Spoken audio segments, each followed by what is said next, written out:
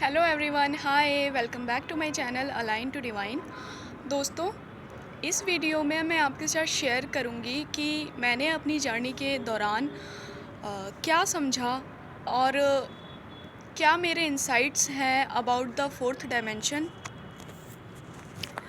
हर किसी के अपने अपने अलग एक्सपीरियंस होते हैं 3D 4D और 5D को लेकर, लेकिन जो मेरे लेवल ऑफ कॉन्शियसनेस एंड जो मेरी जर्नी के थ्रू मैंने समझा वो चीज़ें मैं आपके साथ शेयर करूँगी। शुरू करते हैं। According to me 4D is a paradoxic word. Paradox क्या होता है? पैराडॉक्स मतलब कि जहाँ पर चीज़ें कॉन्ट्राडिक्टरी चलती हैं, कॉन्ट्राडिक्शन में चलती हैं। तो जब हम 4D में एंटर करते हैं तो हम बॉडी कॉन्शियसनेस में होते हैं और 4D में जितनी भी सारी चीज़ें होती हैं वो सब कॉन्ट्राडिक्टरी होती हैं हमारी बॉडी कॉन्शियसनेस के। फॉर एग्ज़ाम्पल, इस पूरे प्रोसेस में जब हमें डाला जाता है तो यूनिवर्स जो है हमारे भीतर छिपी हुई हमारी जो कमज़ोरियां हैं जो सिर्फ हमें पता हैं और जो हिडन चीज़ें हैं जो हमारे भीतर हैं, जो कि हमारी सोल के इवॉल्व होने में कहीं ना कहीं एक बहुत बड़ी रुकावट है, उन्हीं चीज़ों को, जिन चीज़ों पर आकर हम ज़िंदगी में बार बार अटक जाते हैं, उन कमज़ोरियों को एक टूल बनाकर, एक वेपन बनाकर एक पूरा गेम डिज़ाइन किया जाता है। उस गेम के अंदर हमें डाला जाता है जिसमें कि हमारी सोल जो है वो इवॉल्व हो सके, हमारी कॉन्शियसनेस का जो स्तर है वो ऊंचा उठ सके। तो कॉन्ट्राडिक्शन कुछ इस तरीके से चलता है। फॉर एग्ज़ाम्पल, अगर एक चोर है, चोर पुलिस से एस्केप करना चाहता है, उसके पीछे पुलिस लगी हुई है, तो वो पुलिस से बचने के लिए भाग रहा है और उसे चारों तरफ से पुलिस ने घेर लिया है। अब उसके पास बचने का कोई रास्ता अगर नहीं है तो कोई व्यक्ति अगर उससे कहे कि यहाँ ज़मीन पर तो तुझे चारों तरफ से पुलिस ने घेरा हुआ है, तू एक काम कर, उस पहाड़ की चोटी पर जाकर चढ़ जा, वहाँ ऊपर पुलिस नहीं पकड़ेगी, पुलिस ऊपर नहीं पहुँच पाएगी और तू बच जाएगा। तो इस व्यक्ति को ऊपर उठने या अपनी चेतना का स्तर ऊपर उठाने या फिर आत्मज्ञान जैसी चीज़ों से कोई मतलब नहीं है, लेकिन अभी जो इसकी वर्तमान स्थिति है ये अपने भय के कारण ऊपर की तरफ दौड़ लगा देगा। तो यहाँ पर जो व्यक्ति था जिसने इसे बताया कि तू ऊपर की तरफ दौड़, तेरे पास नीचे कोई विकल्प नहीं बचा है, उस व्यक्ति ने इसके भय का इस्तेमाल किया इसके स्तर को ऊंचा उठाने के लिए। समझ में आ रही है? अगर हम दूसरा उदाहरण देखें तो एक जवान लड़की है जिसके दिमाग में, जिसके सबकॉन्शियस माइंड में हमेशा से, बचपन से प्रेम को लेकर कई तरीके के पूर्वाग्रह बने हुए हैं। जैसे कि प्रेम बहुत खूबसूरत चीज़ है, प्रेम जो है वो बहुत स्वीट होता है, मीठा मीठा होता है, बबली बबली होता है, प्रेम में सारा संसार अच्छा लगने लगता है। इस तरीके का अगर किसी के दिमाग में बहुत गहराई से कोई फेरी टेल वाला प्रेम की अवधारणा, पूर्वाग्रह अगर किसी के अवचेतन मन में, उसके ईगो सेल्फ में बैठा हुआ है, तो यूनिवर्स क्या करेंगे उसकी लाइफ में, जब उन्हें उसकी अवेकनिंग करानी होगी तो किसी ऐसे पर्सन को भेजेंगे, कुछ ऐसा इवेंट डिज़ाइन किया जाएगा जो कि उसके इस फेरी टेल वाले प्रेम के पूर्वाग्रह को पूरी तरीके से काटता हो, यानी कंप्लीटली इंटरसेक्ट करता हो, कंप्लीट कॉन्ट्रडिक्शन में जाए। बात समझ में आ रही है?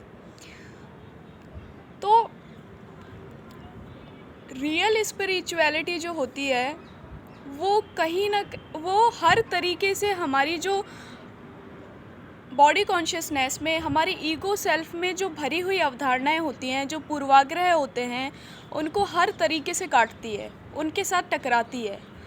इस कारण हमें जब रियल स्पिरिचुअल प्रोसेस में डाला जाता है तो चीज़ें जब कॉन्ट्राडिक्शन में चलती हैं तो हमारे अंदर दो हिस्से बन जाते हैं। एक हिस्सा जो होता है वो होता है हमारे ईगो सेल्फ का, जो कि हाथ पकड़ के हमें एक तरफ खींचता है, और दूसरा हिस्सा जो होता है वो होता है हमारे हायर सेल्फ का, जो कि हमें सही और गलत के बीच में एक कंक्लूजन तक पहुंचाने में मदद करता है, और वो हमें दूसरी तरफ हाथ पकड़ के खींचता है। इसी तरीके का कॉन्ट्रडिक्शन चलता है पूरे 4 डायमेंशन में, जहाँ पर आपकी कमज़ोरी को माध्यम बनाया जाता है और आप ही की कमज़ोरी का इस्तेमाल आपके ऊपर करके आपके चेतना के स्तर को उस लेवल तक पहुँचाया जाता है जहाँ आप अपने रियल स्वरूप को पहचान सको, जहाँ आप पहचान सको कि आप हर तरह की अच्छाई और बुराई से कहीं ऊपर हो। एक और उदाहरण हम ले लेते हैं। अगर मान लीजिए किसी व्यक्ति में बहुत ज़्यादा अहम है, यानी कि वो अहम की ही चेतना में जी रहा है अपना जीवन, वो कभी किसी के आगे झुकना उसने कभी सीखा ही नहीं, और जब उसकी अवेकनिंग का समय निर्धारित होगा, जब यूनिवर्स उसकी लाइफ में कुछ ऐसा प्लान करेंगे, जब उसकी अवेकनिंग करानी होगी, तो उसका जो अहम है वही माध्यम बनेगा उसकी अवेकनिंग का। उसके मन में ऐसी बात डाल दी जाएगी कि मैं झुकूं भी तो किसी ऐसे के आगे झुकूं जहां मेरे अहम को संतुष्टि मिले। छोटे मोटे लोगों के आगे क्या झुकना, तो मैं झुकूं भी तो मतलब वो एक ऊंचाई की तलाश करना चाहता है, जो चीज़ उसे बहुत ऊंची दिखे, जिसके आगे झुककर भी उसके अहम को संतुष्टि मिले। तो इस तरीके से उसे ऊपर उठाने के लिए भगवान उसके अहम का ही इस्तेमाल करते हैं। ये तो बात रही कॉन्ट्राडिक्शन की। इसीलिए जब शुरू में कोई व्यक्ति 4D के अंदर एंटर करता है तो वो दिमागी तल पर, तो दिमागी स्तर पर सारी चीज़ें समझ लेता है और उसे लगता है कि मुझे सब कुछ पता चल गया है, अब मैं सारी बातें समझ चुका हूँ और अब मैं स्पिरिचुअल हो गया हूँ, अब मैं दूसरों को बहुत कुछ समझा सकता हूँ। लेकिन जब उसे रियल गेम में अंदर डाला जाता है ना, जब उसी की कमज़ोरी का इस्तेमाल भगवान लगातार उसके ऊपर करते हैं, जब तक वो इस चीज़ को ना सीख जाए कि उसे इस चीज़ से ऊपर उठना है।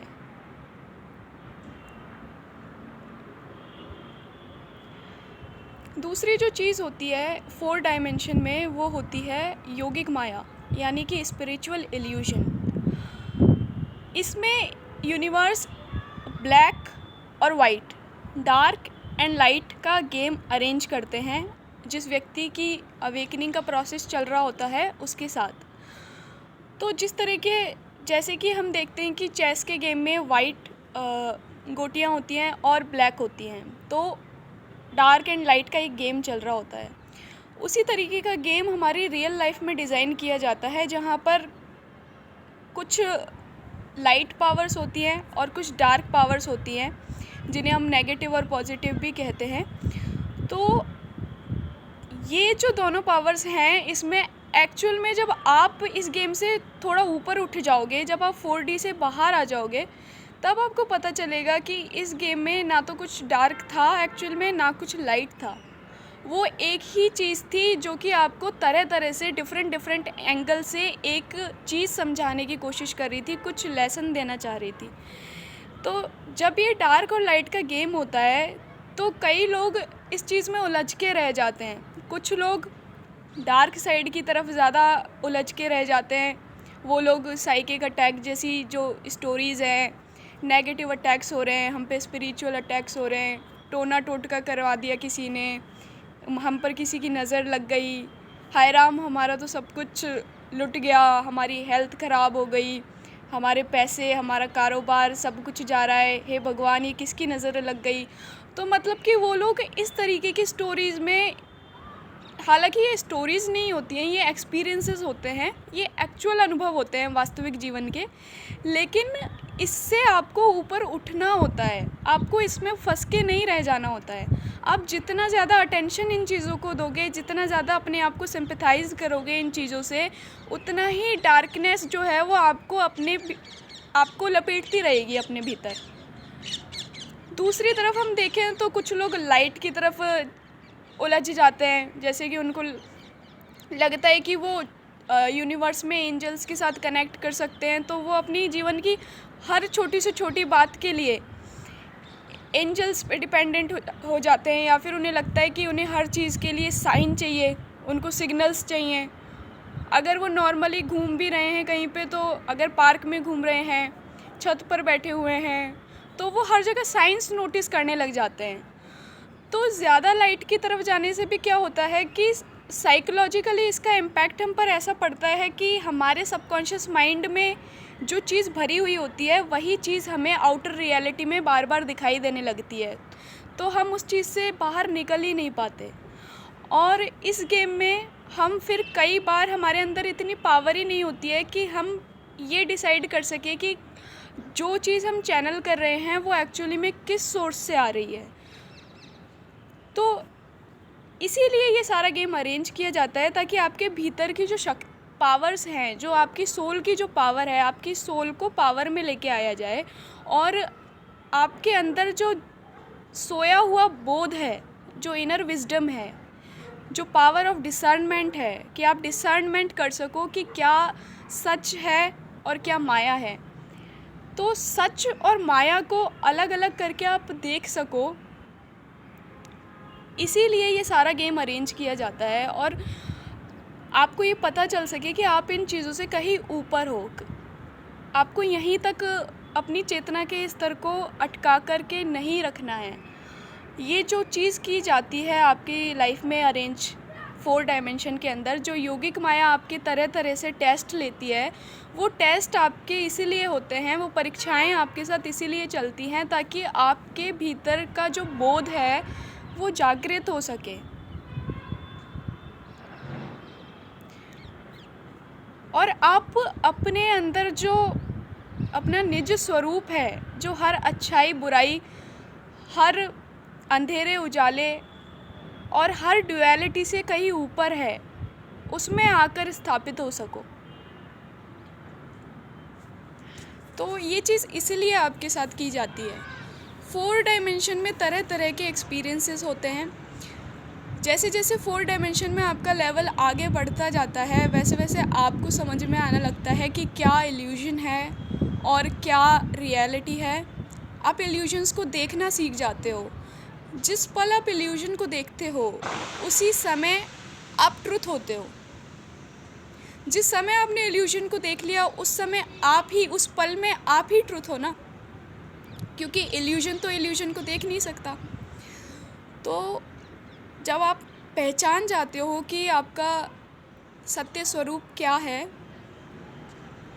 तो फिर आप इस गेम से बाहर निकलने लगते हो। धीरे धीरे आपको एक रास्ता दिखाया जाता है, एक रास्ता नज़र आने लगता है जिसके थ्रू आप ऊपर उठने लगते हो और खुद को भी बैलेंस कर सकते हो। और फिर वो आपके अंदर विजडम यूनिवर्स के थ्रू डाली जाती है, जिससे कि आप और लोगों तक भी रीच कर सको, और उन्हें भी जो वो इस तरह के इल्यूजन्स में पड़ जाते हैं, तो आप उन तक भी रीच कर सको और उन्हें भी एक दिशा मिल सके। तो ये था मेरा आज का वीडियो, जो मैंने 4D के बारे में समझा। 4D जो होता है वो एक बहुत लंबा एक्सपीरियंसेस होता है दोस्तों। इसमें कई तरीके की चीज़ें चलती हैं। आपके पास्ट लाइफ कर्मास होते हैं, आपकी लगातार पर्जिंग चलती है, पर्जिंग होती है, आप हील करते हो, आप रेस्ट करते हो, फिर आप वापस से उसी साइकिल में आते हो, फिर आपको कुछ डीपर रियलिटीज़ मालूम होती हैं। तो जो लोग मैंने देखा है, जो लोग इस समय को, मतलब ये जो एक गोल्डन टाइम होता है 4 डायमेंशन का, इसको वास्तव में अपनी सोल के एवोल्यूशन में यूज़ करना चाहते हैं। ये देखिए दोस्तों, माया तो आपको हर तरीके से आपके आसपास ही है, आप माया के भीतर ही हो, लेकिन ये आपका कॉन्शियस डिसीजन होता है कि आपको अपनी सोल की ग्रोथ चाहिए, आपको अपना असेंशन चूज़ करना है या फिर आपको माया को चूज़ करना है। ये चॉइस, ये पावर हमेशा हमारे भीतर ही होती है। तो 4 डायमेंशन में जो कुछ भी होता है उन चीज़ों से हमारे भीतर ये सारी पावर इमर्ज की जाती हैं ताकि हम आगे के लेवल्स के लिए रेडी हो सकें। तो ये था मेरा आज का वीडियो दोस्तों। उम्मीद करती हूँ कि आपको इससे अपने कई सारे सवालों के जवाब मिले होंगे। आप सभी अपना ध्यान रखें और जो कुछ भी आपकी लाइफ में हो रहा है वो यकीन माने आपकी बेहतरी के लिए हो रहा है। जैसे जैसे आप आगे बढ़ते जाएंगे आप अपने एक पुराने हिस्से को कहीं ना कहीं पीछे छोड़ते जाएंगे और इस जर्नी में, इस यात्रा में हर दिन आप एक नए आप होते हैं। हर दिन आप अपने पुराने अनुभवों का खंडन करने के लिए खड़े होते हैं। सबसे खूबसूरत बात है इस यात्रा की ये कि आज से 2 दिन पहले जो आपको लगता था कि जो सही है, जो आपने सीखा था, आज से 2 दिन बाद आप ही उस चीज़ के अगेंस्ट खड़े होंगे और अपनी उस धारणा का जो है विरोध कर रहे होंगे कि मैंने जो सीखा था वो उससे अब मैं कहीं आगे आ चुका हूँ। तो इस तरीके से ये खूबसूरत जर्नी हमारी चलती रहती है, आगे बढ़ती रहती है, लेसन्स की, लर्निंग्स की और खुद के प्योरिफिकेशन की। तो थैंक यू सो मच दोस्तों, ये था मेरा आज का video. Bye bye, take care.